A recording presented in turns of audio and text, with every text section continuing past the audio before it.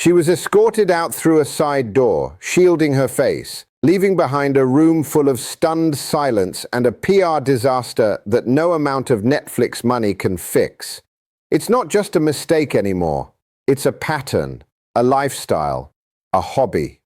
Getting kicked out has become the new royal protocol for Meghan Markle, and the list of places she is no longer welcome is growing faster than her legal bills. If you think you know the story, you don't know the half of it. Wait until you hear about the glue incident.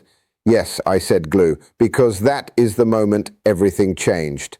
Before we expose the files the palace tried to bury, hit that subscribe button right now, because the truth is about to get very uncomfortable. We are looking at a systematic dismantling of a reputation, brick by brick, event by event. It is happening right in front of our eyes, yet the mainstream media is too afraid to connect the dots. Why now? Why are these stories flooding out of the woodwork all at once? It feels coordinated. It feels like the protection racket that once surrounded the Sussexes in Hollywood has finally collapsed. You have to ask yourself, who gave the green light? Because when you look at the sheer volume of these ejections, from charity galas to private clubs, from tennis courts to funerals, you realize this isn't about bad luck. It is about behavior. It is about an energy so toxic that doors are literally slamming shut. İllüzyonu yıkan görüntüyle başlayalım. Çocuk hastanesi Los Angeles galası. Bu onun anı olmalıydı. Elbise kırmızıydı, gülümsemesi yapışmıştı. Muhtemelen kendisinin haber verdiği kameralar için mükemmel çerçevelenmişti. Ama görüntülere daha yakından bakın. Personelin gözlerine bak. Her şey hızla ekşiye döndü. Yerden gelen haberler, hayır amaçlı kamuflamayla mutlak bir kaos tablosu çiziyor. Sadece gitmesi istenmedi, eşlik edildi, yönlendirilmiş, kaldırıldı, yan kapı. Bunun ne kadar aşağılandığını düşünün. Önden bir düşes gibi yürüyorsun, kenardan bir yük gibi ayrılıyorsun. İçeriden olanlar davet listesinin kontrol edildiğini, tekrar kontrol edildiğini ve adının birincil listede olmadığını fısıldadı.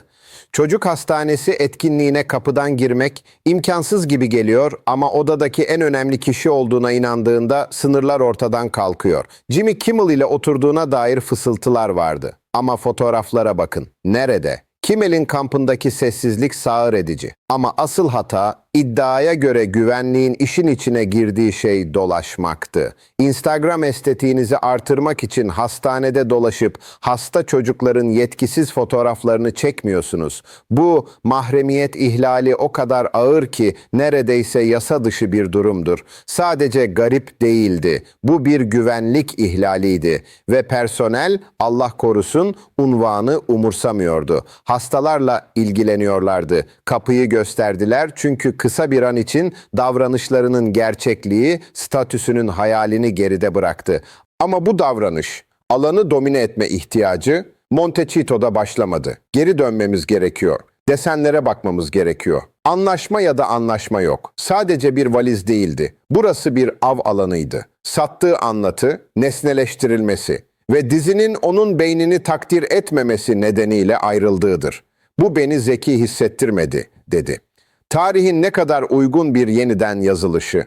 O setin içinden olanlar çok farklı bir hikaye anlatıyor. Fark edilmek için çaresizce bir kadının hikayesi. Zekası için değil, güce yakınlığı için. Howie Mandel, ev sahibi, mikrofonlu adam. Raporlar onun ısı arama füzesi hassasiyetiyle ona odaklandığını gösteriyor. Sadece dostça değildi, el becerisi vardı, flörtözdü, ima vericiydi. Kaynakların dediği gibi çok Meghan gibiydi. Fikirlerle doluydu, enerjiliydi ama tamamen evli bir adama yönelmişti. O sette olmayı hayal et. Howie'nin karısı olduğunu, bu valiz kızın kocanın kişisel alanına girmesini izlediğini, onu bir üst seviyeye bir basamak olarak kullandığını hayal et. Ultimatom eşten geldi. Onu yok et. Bu bir istek değildi. Bu evliliklerinin bir şartıydı ve tam da öyle gitmişti. Sessizce düştü. Sonraki sezon yayınlandı ve valiz başka birine aitti. Çok zeki olduğu için kovulmadı. İddiaya göre ev sahibinin kişisel hayatı için bir yük olduğu için işten çıkarıldı. Bunu feminist bir uyanış olarak gösterdi ama gerçek daha çok taciz nedeniyle bir reddedilme gibi görünüyor. Aynı kalıp, sınırı aş, atıl, anlatını yeniden yazarak kendini mağdur yap. Bugüne hızlıca gelelim. Montecito, elitlerin ülkesi. Bankadaki milyonlarla ve prens kolunda olduğunda kapıların hızla açılacağını düşünürdünüz. Ama tam tersi oluyor. Serbest bırakılıyorlar. Lady Victoria Hervey'den raporlar alıyoruz. Bu çevrelerde hareket eden, seninle asla katılamayacağımız akşam yemeği partilerindeki fısıltıları duyan biri. Özel üyelerin kulüpleri, San Vicente Bungalows, dünyanın Soho House'ları tek bir para birimiyle faaliyet gösterirler. Takdir yetkisi, gizlilik üründür. Peki ya Meghan Markle, o mahremiyet karşıtı? She turns every private meeting into a press conference. The paparazzi don't just find her. They are allegedly summoned. It's a transaction. And these clubs, these sanctuaries for the A-list, they know it. They know that if she walks in, the cameras are 5 minutes behind her, so they banned them. Not allowed to go back. Think about the sting of that. You buy the mansion, you buy the security, but you can't buy your way into the room because the room knows you will sell them out for a headline. It's not just social rejection, it's a business decision. She is bad for business. And speaking of bad business, let's talk about the Invictus Games.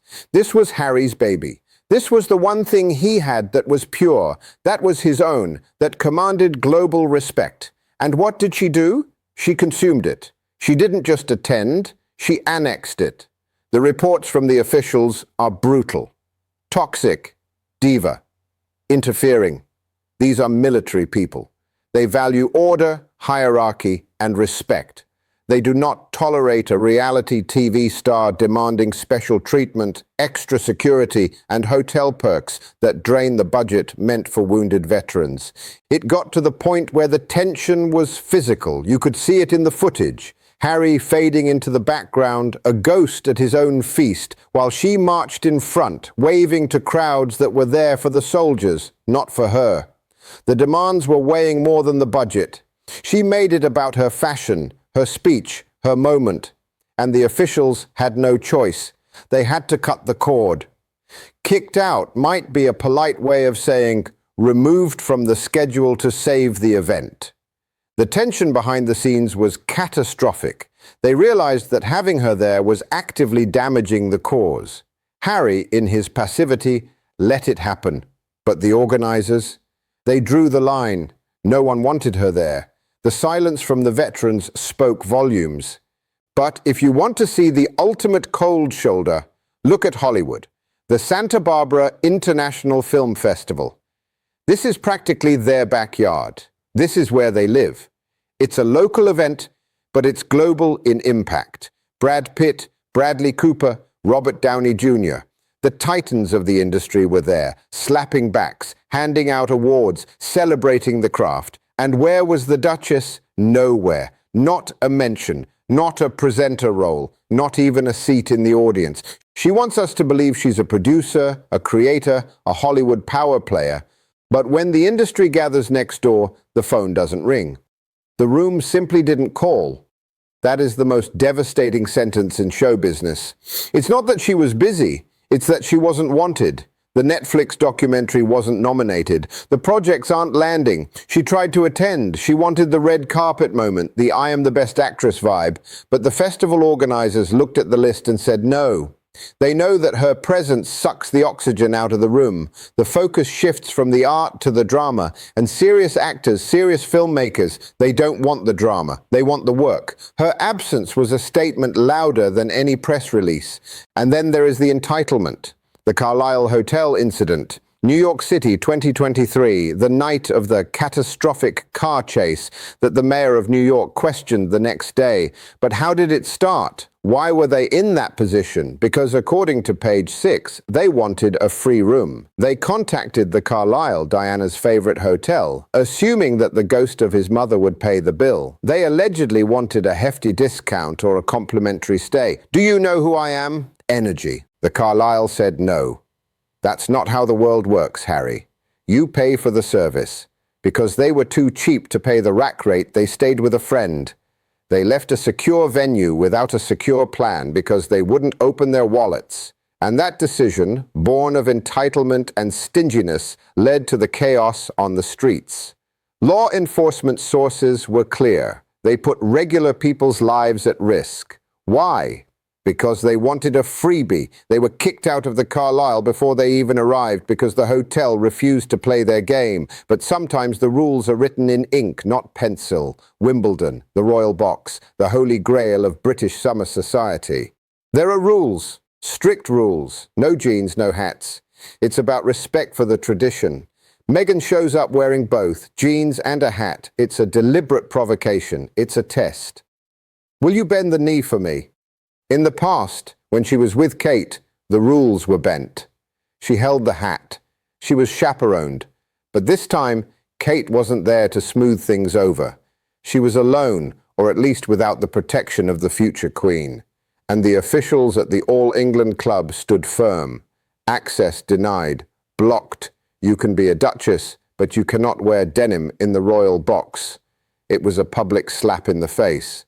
It showed the world that without the royal family's machinery behind her, she is just another celebrity who didn't read the dress code. She was denied because she refused to conform, and for once, the institution didn't blink.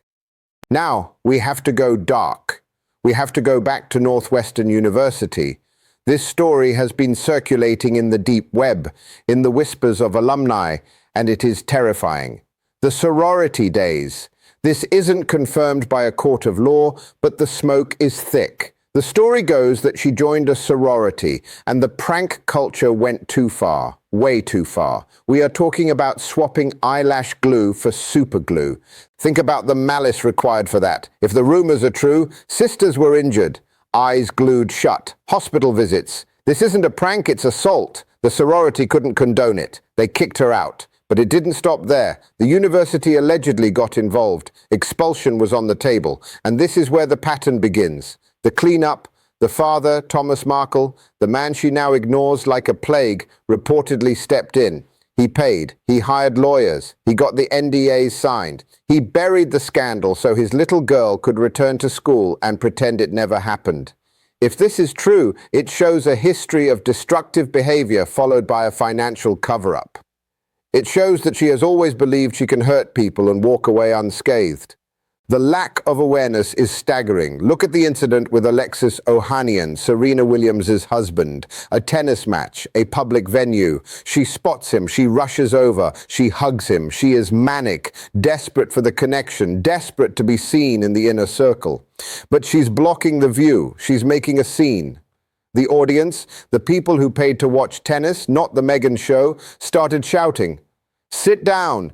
Get out of the way!" Even the presenter had to intervene. Imagine the shame. A stadium of people booing you, telling you to leave. She had to grab Harry and flee, not escorted by security this time, but chased away by public disapproval.